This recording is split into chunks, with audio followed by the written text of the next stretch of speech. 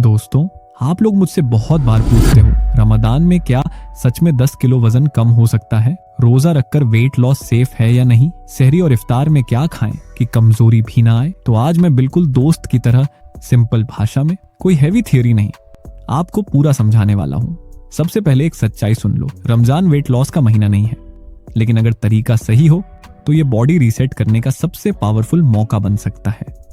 अब सीधा सवाल, 10 किलो वेट लॉस पॉसिबल है या नहीं? जवाब है हाँ, पॉसिबल है, लेकिन सबके लिए नहीं और किसी मैजिक फूड से नहीं। ये डिपेंड करता है आपका करंट वेट, आपकी ईटिंग हैबिट्स और आपकी कंसिस्टेंसी पर। अब समझते हैं असली गेम। रमजान में बॉडी लंबे समय तक फास्टिंग में रहती है। इस दौरान पहले ग्लाइकोजन खत्म होता है और फिर बॉडी फैट बर्निंग मोड में जाती है। इस प्रोसेस को मेडिकल लैंग्वेज में कहते हैं फैट ऑक्सीडेशन, लेकिन यह तभी होगा जब आप इफ्तार और सहरी में गलती नहीं करेंगे। अब स्टेप बाय स्टेप चलते हैं। सबसे पहले सहरी।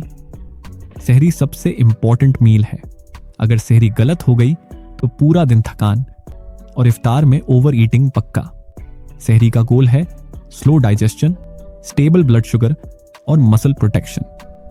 सिंपल सहरी प्लेट, 2 बॉइल्ड एग्स या 100 ग्राम्स पनीर इसके साथ, 1 छोटा बोल ओट्स या दालिया, 1 फ्रूट जैसे एप्पल या papaya, 4 to 5 soaked almonds, 1 to 2 glasses पानी बस। अब ध्यान से सुनो, सहरी में क्या नहीं खाना है? Paratha, fried food, white bread, बहुत ज्यादा नमक। क्यों? क्योंकि ये डिहाइड्रेशन बढ़ाते हैं और इंसुलिन स्पाइक करते हैं। अब दिन के फास्टिंग आवर्स। बहुत लोग सोचते हैं रोजा है, मूवमेंट नहीं करनी। गलत। हैवी वर्कआउट मत करो, लेकिन बिल्कुल इनएक्टिव भी मत रहो। असर के बाद 10 से 15 मिनट स्लो वॉक या लाइट स्ट्रेचिंग काफी है।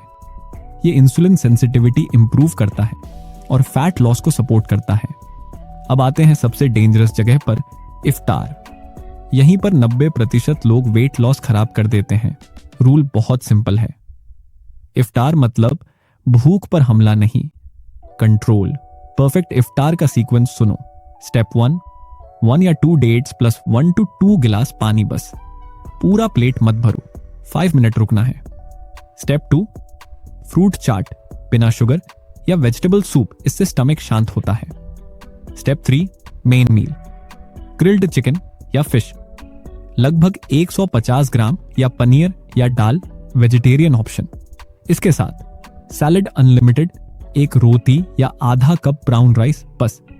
अब ध्यान दो, इफ्तार के बाद अलग से डिनर नहीं, इफ्तार ही आपका डिनर है। अगर रात में हल्की भूख लगे तो सिर्फ ग्रीन टी या वार्म वाटर या एक fruit pakora, samosa, jalebi, cold drink, ये सब सीधे फैट स्टोरेज कराते हैं। अब हाइड्रेशन की बात। रमजान में डिहाइड्रेशन वेट लॉस को रोक देती है। इफ्तार से सहरी के बीच कम से कम 2.5 से 3 लीटर पानी। एक आसान ट्रिक, हर नमाज के बाद 1 गिलास पानी। अब प्रोटीन की बात। प्रोटीन बहुत जरूरी है। क्यों? क्योंकि प्रोटीन मसल लॉस रोकता है। अगर प्रोटीन कम होगा तो वेट तो घटेगा, लेकिन फैट नहीं, मसल जाएगी। टारगेट रखो लगभग 1 gram protein per kilo body weight. अब कॉमन मिस्टेक सुन लो। सहरी स्किप करना, इफ्तार में binge eating, sweet drinks, late night snacking, रोजा रखा है सोचकर एक्स्ट्रा खाना, यही गलतियां वेट बढ़ाती हैं। अब 10 किलोग्राम वेट लॉस का सिंपल मैथ। अगर आप रोज 500 to 700 कैलोरीज का डेफिसिट बनाते हो तो 30 दिनों में 6 से 10 किलोग्राम तक वेट लॉस पॉसिबल है, लेकिन कंसिस्टेंसी जरूरी है। अब सेफ्टी वाली बात। अगर आपको पे डायबिटीज, लो बीपी, थायराइड प्रॉब्लम, प्रेगनेंसी या ब्रेस्ट फीडिंग है तो ऐसा प्लान फॉलो करने से पहले डॉक्टर से सलाह जरूरी है। अब लास्ट और सबसे इंपॉर्टेंट बात, रमजान डिसिप्लिन सिखाता है। कम खाना, साफ खाना, सोच समझ कर खाना। अगर यही डिसिप्लिन रमजान के बाद भी रख लिया तो वेट वापस नहीं आएगा।